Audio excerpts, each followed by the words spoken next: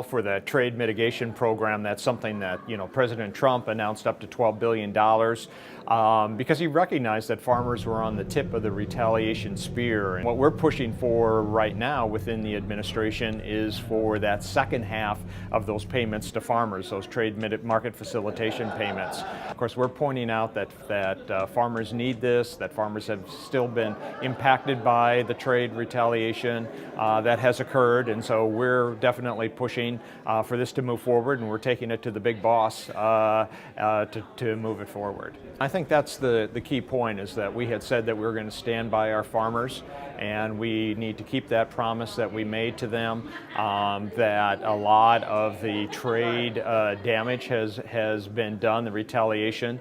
Now, I mean, we're thrilled that China is starting to purchase again soybeans, but again, we have to put that in perspective. We normally sell in a normal year 30 to 35 million metric tons. And so even if we have purchases of 5, 10, or even 15 million metric tons here in the short term, there's still farmers have been impacted by the retaliation.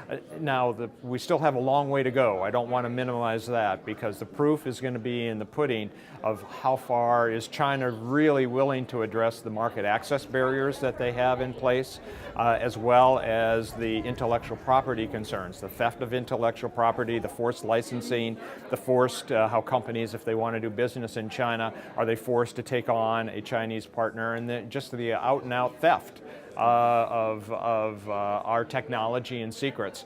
Those all have to be addressed, and I think that's going to be determined over the next, now a little bit less than 80 days. Well, I think we understand how important trade is to American farmers. Secretary Perdue and I and all of us at USDA know that overall farmers depend 20% on trade for their income, and for the soybean industry, of course, it's 50%.